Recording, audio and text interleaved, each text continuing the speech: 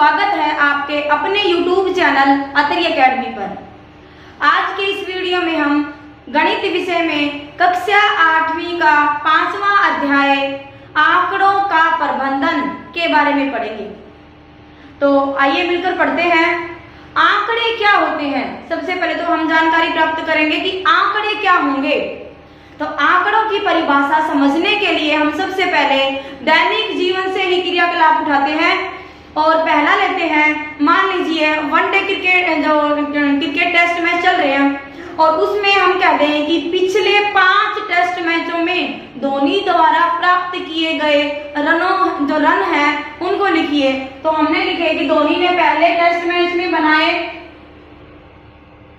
70 run बनाए।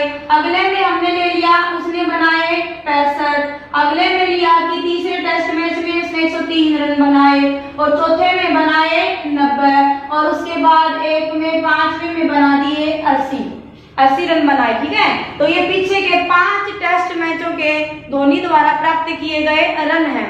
अब ऐसे ही हम दूसरा क्रियाकलाप लें कि मान लीजिए कक्षा 8वीं में अध्यापक जाता है और वो पूछता है कि कक्षा 8वीं के में गणित विषय में बच्चों द्वारा या विद्यार्थियों द्वारा प्राप्त किए गए अंक हैं वो लिखिए। तो हम लिखते हैं कि मान लीजिए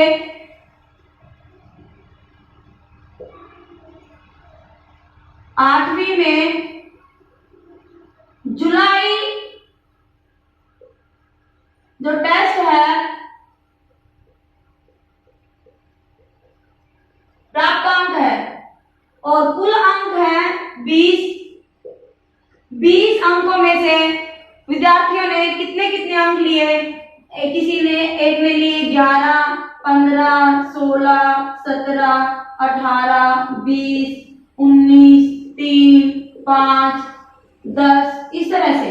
ठीक है, तो इनको आप क्या बोलोगे कि धोनी द्वारा 5 टेस्ट मैचों में प्राप्त किए गए क्या है रन है और इसमें जुलाई टेस्ट में कक्षा 8वीं के विद्यार्थियों द्वारा गणित विषय में प्राप्त किए गए अंक हैं। ये है, इनको आप बोलोगे सूचनाएं। क्या है?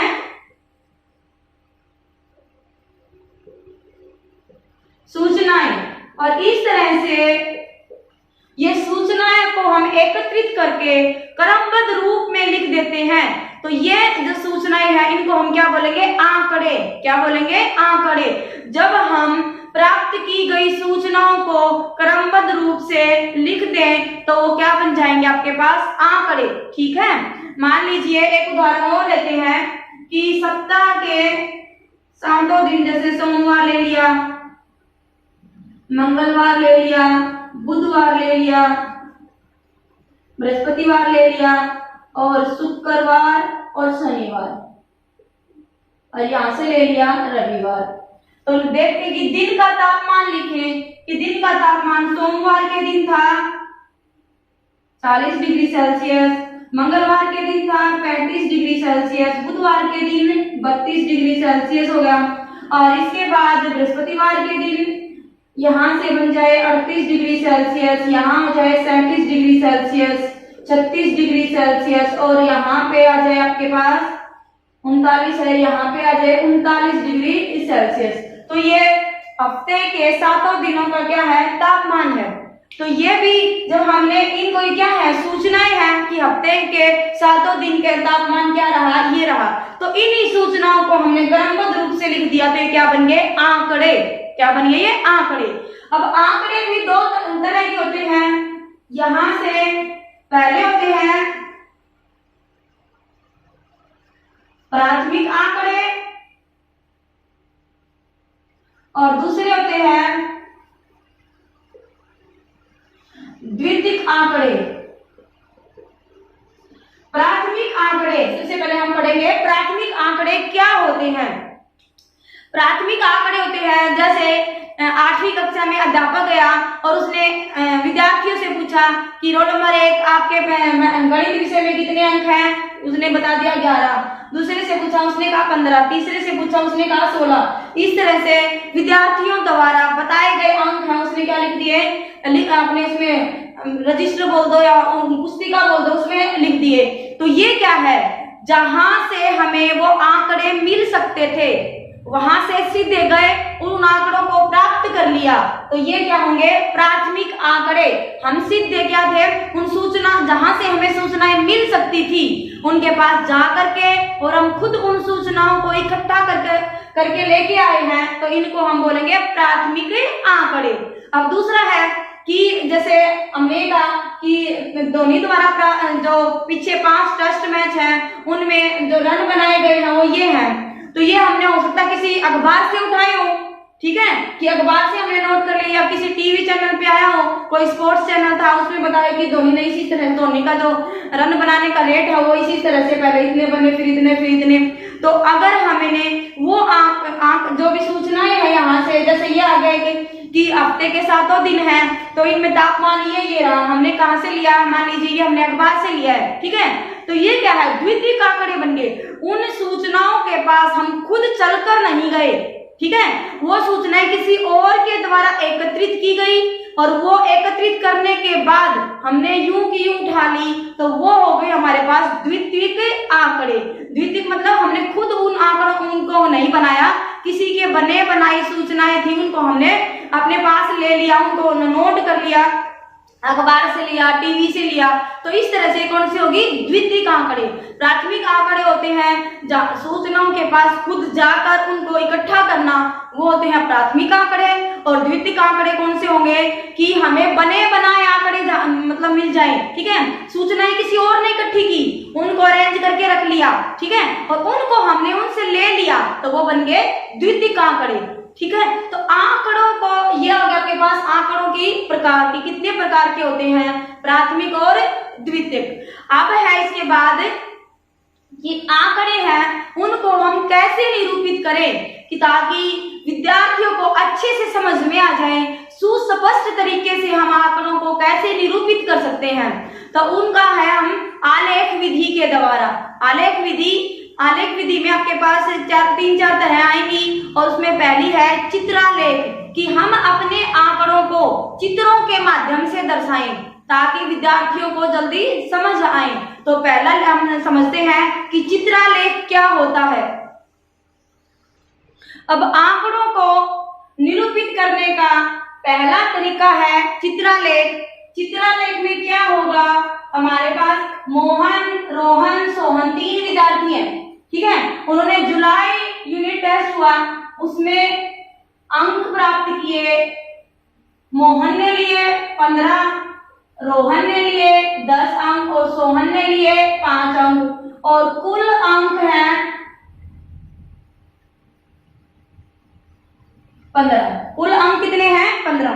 तो इन आंकड़ों को हम चित्रालेख के द्वारा कैसे निरूपित करेंगे, देखिए हम लिखते हैं मोहन,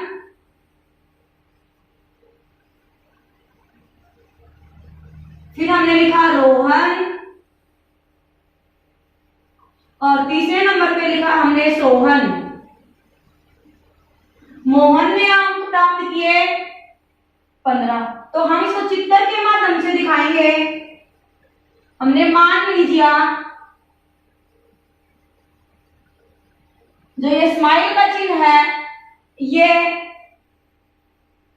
5 अंकों को दर्शाता है, ये एक चिन्ह है ये कितने अंकों को दर्शाएगा, 5 अंक। तो मोहन ने 15 अंक लिए, तो ये बनेगा आपके पास 3 चिन्ह बन जाएंगे स्माइल के। रोहन ने 10 लिए और सोहन ने अंक प्राप्त किए 5। तो ये बन गए चित्रालेख विधि के द्वारा आंकड़ों को निरूपित करना कहलाता है चित्रालेख। चित्र आलेख, चित्रों के माध्यम से हम अपने आलेखों को, अपनी जो आंकड़े हैं उनको दर्शाएं, क्या होता है ये चित्रालेख। लेकिन अगर हमारे पास मान लीजिए मोहन ने जो अंक प्राप्त किए वो 15 ना होके हमारे हों 12, रोहन के अंक 10 ना हो करके हों 7 और सोहन के अंक हों 3, तो क्या हम चित्रालेख विधि द्वारा इन आंकड़ों को निरूपित कर सकते हैं? नहीं, क्योंकि यहाँ पे 12 है। अब एक जो स्माइल का चिन्ह है ये 5 अंक को प्रदर्शित करता है, 5 अंकों को दिखाता है। यहाँ से तो हम कितने स्माइल बनाए, 10 के लिए तो 2 स्माइल बन गई, लेकिन ये 2 नंबर के लिए तो हमारे पास कोई स्माइल नहीं होती। ठीक है, अगर हम आधा भी करते, स्माइल का आधा करते, ऐसे भी बनाते, तो भी ये कितनी होती, 2 से ही 1/2 अंक के लिए आती, क्योंकि 5 का आधा कितना होता है, 2.5, 2 से ही 1/2। तो इसलिए हमारे पास 12 अगर नंबर होते इसके मोहन के, तो क्या हम चित्र आलेख विधि के द्वारा उन अंकों को दर्शा पाते? 7 होते तो भी नहीं दिखा पाते और 3 होते तो भी नहीं दिखा पाते। इसीलिए सारी जो सूचनाएं हैं या सारी जो आंकड़े हैं, हर आंकड़ों में हम चित्रालेख विधि का प्रयोग नहीं कर सकते। तो अब इसके अगर हम चित्रालेख विधि का प्रयोग नहीं कर सकते, इसका मतलब कोई दूसरी विधि होगी जिसके द्वारा हम अपने क्या है आंकड़ों को प्रदर्शित कर सके। तो वो दूसरी विधि है दंड आलेख। ठीक है, दंड आलेख क्या होता है आपके पास, ये है हमारे पास एक दंड आलेख। एक दंड आलेख क्या होता है, जो आपके पास आयताकार, जो ये आकृति दिख रही है आपको, ये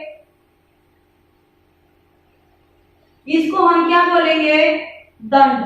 क्या बोलेंगे, दंड। इन दंडों की जो चौड़ाई है वो क्या होगी, समान होगी। सभी दंडों की चौड़ाई हमेशा क्या होगी, समान। दंडों की चौड़ाई क्या होती है हमारे पास, समान। ठीक है, और इन 2 दंडों के बीच में जो दूरी है वो भी क्या होती है, हमेशा समान होती है। कहने का मतलब है जो जितनी है ये दूरी, इतनी ही ये मिलेगी, इतनी ही ये मिलेगी। जितनी दंडों की चौड़ाई है उतनी ही 2 दंडों के बीच की दूरी है। अब ये दंड क्या होते हैं, दंडों से हम, जैसे ये आ गया कि 2003-4 में 8वीं कक्षा में विद्यार्थियों की संख्या है 100। अब ऐसे ही 2004-5 में 8वीं कक्षा के विद्यार्थियों की संख्या है 200। इसके बाद 2005-6 में 8वीं कक्षा के विद्यार्थियों की संख्या होगी 250 और 2006-7 में 8वीं कक्षा के विद्यार्थियों की संख्या हमारे पास यहाँ पे कितनी है, 50। ठीक है, तो इस विधि के द्वारा एक तो हम इनको लिखे कि 2003-4 में 100 थी, 4-5 में 200 थी, 5-6 में 250 थी और 6-7 में 50 थी। एक तो ऐसे एक लाइन में लिखे तो वो अच्छे से समझ नहीं आते, लेकिन जब हम इन दंड आलेखों के द्वारा देखते हैं तो दूर से देखते ही ये पता लग जाता है कि ये शैक्षिक वर्ष है, 3-4 में 100 है, 4-5 में 200 है। इस तरह से हम अपने आंकड़ों को और सुस्पष्ट तरीके से किसी के सामने व्यक्त कर सकते हैं और देखने वाले को ये इस तरह की जो सूचनाएं हैं या इस तरह से जो आंकड़े हैं वो अच्छे से समझ भी आ जाते हैं। तो ये हमारे पास एक दंड आलेख। ठीक है, इसको हम क्या बोलेंगे, दंड। यहाँ पे क्या आपके पास ये है विद्यार्थियों की संख्या और ये है शैक्षिक वर्ष। इसके बाद आता है द्विदंड आलेख। द्विदंड आलेख में क्या होता है, एक बार में 2-2 दंड चलते हैं। कैसे, मान लीजिए हमें यह दिखाना हो कि 2003-4 में कक्षा 7वीं और 8वीं दोनों में विद्यार्थियों की संख्या की तुलना करो। वो पूछ ले, तुलना करनी, 2 कक्षा है, 6ठी भी हो और 7वीं भी हो और 8वीं भी हो, तो उसमें विद्यार्थियों की संख्या है उनकी तुलना करनी है। मतलब ये हो गया एक बार में 2 जो आपके पास सूचनाएं हैं इकट्ठी, उनकी जब तुलना करनी हो तो हम कौन सा दंड आलेख यूज करेंगे, कौन से दंड आलेख का प्रयोग करेंगे, तो वो होगा हमारे पास द्विदंड आलेख। अगर हमें एक ही तरह की सूचना व्यक्त करनी हो या एक ही तरह की सूचना दिखानी हो तो हम करेंगे एक दंड आलेख का प्रयोग। अगर हमें तुलना करनी हो उसमें हम क्या करेंगे, द्विदंड आलेख। अब द्विदंड आलेख देखते हैं क्या होगा। अगला है द्विदंड आलेख। द्विदंड आलेख में ये है 2004-5 का जो शैक्षिक सत्र है, ये है 5-6 का और ये है 6-7 का। जो यहाँ पे आपके पास जो सफेद रंग का खाली जो दंड है ये दिखाएगा कक्षा 7वीं के लिए, और जो लाइन वाला जो आपके पास जिसमें धारी लगी है ब्लैक कलर की लाइनें हैं ये दिखाएगा कक्षा 8वीं के लिए कि 2004-5 में कक्षा 7वीं में विद्यार्थियों की संख्या है 150 और कक्षा 8वीं में है 100। इसके बाद 2005-6 में कक्षा 7वीं में विद्यार्थियों की संख्या है 200 और 8वीं में है 250। इस तरह से जो द्विदंड आलेख है वो क्या करता है, आंकड़ों की जब हमें तुलना करनी हो तो द्विदंड आलेख का प्रयोग किया जाता है। ठीक है, दो तरह के अलग अलग आंकड़ों को एक इकट्ठे ही आलेख में दर्शाना क्या होता है, द्विदंड आलेख। इसके बाद हम करेंगे आंकड़ों का संगठन, कि आंकड़ों का संगठन हमें आंकड़ों को कैसे इकट्ठा करना है। तो अभी देखते हैं आंकड़ों का संगठन कैसे बनेगा। यह आंकड़ों का संगठन, आंकड़ों के संगठन में हमारे पास आंकड़े हमने एकत्रित कर रखे हैं कि कक्षा 8वीं में गए हम और हमने 10 विद्यार्थियों से पूछा कि आपकी अधिक रुचि किस विषय में है, आपको कौन सा विषय ज्यादा पसंद है, और हमने विषय दिया कला यानी कि ड्राइंग, और दूसरा दिया हमने मैथ यानी कि गणित, और तीसरा दिया साइंस, कि इन 3 विषयों में से आप बताइए कि आपकी रुचि क्या क्या है। तो एक पहले विद्यार्थी ने कहा कला, दूसरे का विज्ञान, तीसरे ने भी कला, चौथे ने कहा गणित, 5वें ने भी कहा गणित, 6ठे ने कहा विज्ञान, 7वें ने कहा कला, 8वें ने कहा कला, 9वें और 10वें दोनों ने कहा गणित। तो ये तो हमारे पास ये आंकड़े हमारे पास ये क्या है, अलग अलग बिखरे हुए हैं। इनको हम संगठित, हम इकट्ठा कैसे करेंगे कि ये जल्दी समझ में भी आ जाए और व्यवस्थित रूप में हो जाए। ठीक है, तो कैसे करेंगे, हम लिखेंगे, हमने यहाँ पे लिखा विषय, पहला हम लिख लेते हैं कला के विद्यार्थी, उसके बाद लिखेंगे विज्ञान के विद्यार्थी, और तीसरे नंबर पे हमने लिखे गणित। उसके बाद हम लिखेंगे यहाँ पे मिलान चिन्ह,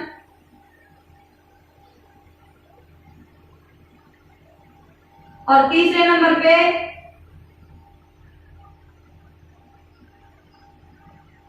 विद्यार्थियों की संख्या।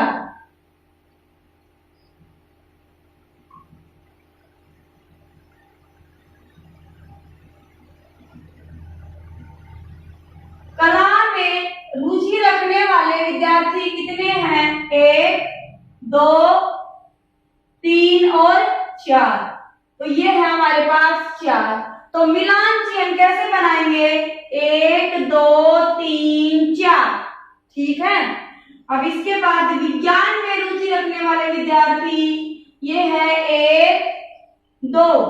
तो कितने नंबर है विद्यार्थी, 2। तो इसमें मिलान चिन्ह बनेंगे 2।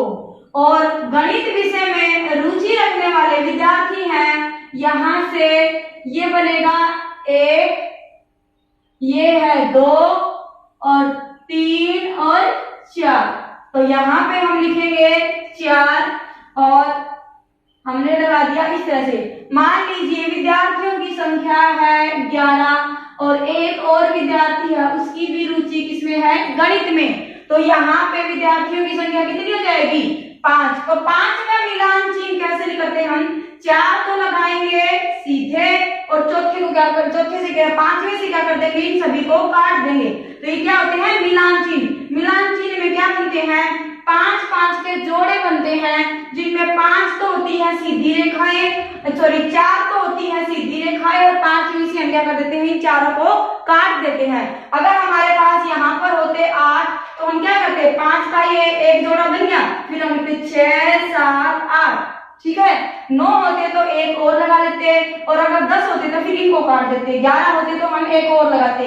इस तरह से क्या होते हैं, ये 5-5 के जोड़े बनते हैं। तो एक तो हम ऐसे लिखे आंकड़ों को और एक हम इसके द्वारा दिखाएं, इनकी द्वारा बारंबारता के द्वारा, इसको हम क्या बोलेंगे, बारंबारता। अच्छा, अब एक नया शब्द है हमारे पास,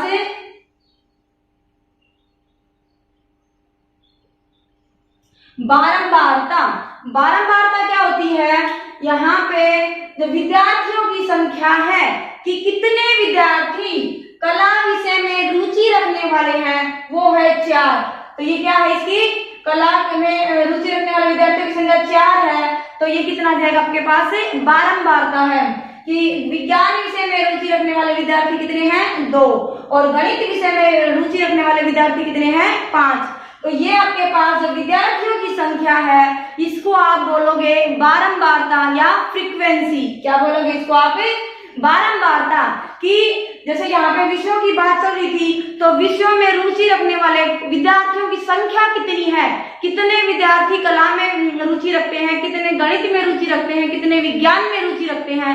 तो ये विद्यार्थियों की संख्या है, क्या होगी, बारंबारता की। कितने विद्यार्थी हैं, इसको आप क्या बोलोगे, बारंबारता। ठीक है। अगला है हमारा आंकड़ों का वर्गीकरण। अगर हमारे पास आंकड़े ज्यादा हैं तो उनको हम कैसे निरूपित करें। अगला क्या है, आंकड़ों का वर्गीकरण। और हमने एक उदाहरण लिया है कि 23 विद्यार्थियों द्वारा गणित में प्राप्त अंक, कि 23 विद्यार्थी है किसी कक्षा में, मान लीजिए 8वीं कक्षा में ही है, और उनमें उन्होंने गणित विषय में ये प्राप्त अंक हैं लिखे हुए, और कितने में से, ये 50 में से। कैसे कि 21 है, 10, 30, 22, 33, 5, 37, 12, 25, 42, 15, 39, 26, 32, 18, 7, 28, 9, 29, 35, 31, 24 और 40। ये 23 विद्यार्थियों द्वारा क्या है, प्राप्त किए गए अंक है, किस विषय में, गणित विषय में। अब इसको हम वर्गीकृत कैसे करें कि ये जल्दी समझ में आ जाए। ठीक है, कि ये जल्दी समझ में, ऐसे इकट्ठे लिखे हुए तो हमें समझ ही नहीं आएंगे कि कितने से कितने में, मतलब यहाँ से कि 0 से लेके 10 तक के कितने विद्यार्थी हैं जो बिल्कुल ही क्या है, फेल है, या कह सकते हो आप जिसके बिल्कुल ही कम नंबर हैं, जिन पे अध्यापक को बहुत ज्यादा मेहनत करनी है, उनको और ज्यादा अच्छे तरीके से पढ़ाना है। इस तरह से ये है। तो कैसे करेंगे हम इसको, इस तरह के जो आंकड़े हमारे पास इकट्ठे आ जाए उनको हम कैसे बारंबारता समूह में करेंगे, और उनको बोलेंगे वर्गीकृत बारंबारता समूह, मतलब वर्गों में बांट दिया। सब आपने आंकड़ों को क्या किया, अलग अलग वर्गों में बांट दिया कि इतने विद्यार्थी हैं जो बिल्कुल ही कमजोर हैं, और इतने जो विद्यार्थी हैं जो एवरेज में आ जाएंगे, और कितने विद्यार्थी हैं जो बहुत अच्छे नंबर ले रहे हैं। ठीक है ना। इस तरह से हमने क्या किया, इसको वर्गीकृत कर दिया आंकड़ों को। तो हमने सबसे पहले पहला वर्ग, ये जो ऐसे लिखे हुए आपके पास 0 से 10, अगला 10 से 20, 20 से 30, ये क्या है, आप इनको क्या बोलोगे, वर्ग। क्या बोलोगे, वर्ग। इसको हम इंग्लिश में बोलते हैं क्लास। क्या बोलेंगे, वर्ग बोलेंगे। यहां से इसके बाद आएगा वर्ग में 0 से 10, जैसे 0 से 10, तो इसको हम क्या बोलेंगे, वर्ग अंतराल। क्या बोलेंगे, वर्ग अंतराल। इनके बीच में जो अंतर है, वर्ग अंतराल। ठीक है, इसलिए इसको बोला वर्गीकृत समूह। और यह देखा वर्ग अंतराल, कितने कितने का अंतराल है, 0 से 10 का, 10 से 20 का, 20 से 30 का। तो कितने कितने का अंतर आ गया, यहाँ पे 10-10 का अंतर है। कितने का अंतर है, 10-10 का अंतर। तो इसको हम बोल देंगे वर्ग अंतराल है। ठीक है। इसके बाद आपके पास ये लिखा हुआ है 0 से 10, 10 से 20, 0 से 10 का वर्ग अंतराल है।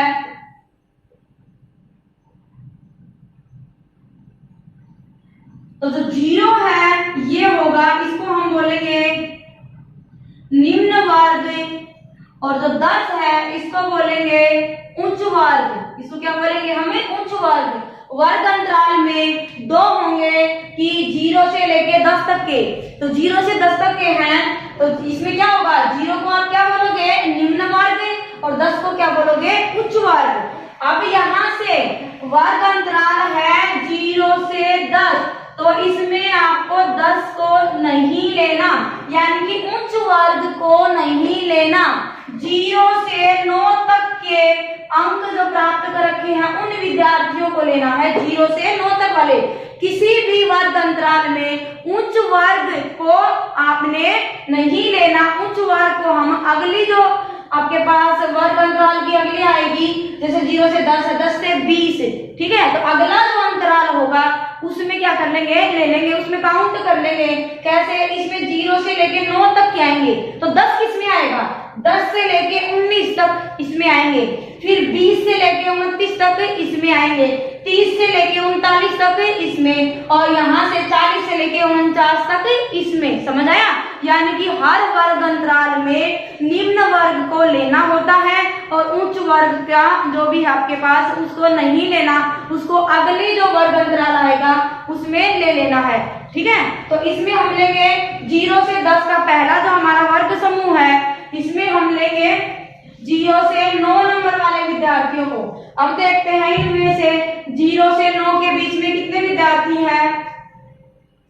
एक ये आ गया 5, अगला है 7 और इससे अगला है 9, 3 विद्यार्थी। तो कितने विद्यार्थी आ गए यहाँ से, 3। इसके बाद है 10 से लेके 19 तक के, 10 से 19 तक का एक ये रहा, 1 2 3 4 4, यहां से कितने विद्यार्थी आ गए, 4। अगले में हम लेंगे 20 से लेके 29 तक के, 20 से 29 तक का एक तो ये है, 1 2 3 4 5 6 और 7, इसमें कितने विद्यार्थी हैं, 7 विद्यार्थी। अगले में 30 से लेके 39 तक के विद्यार्थी कितने होंगे, 30 से लेके 39 तक के एक तो ये हो गया,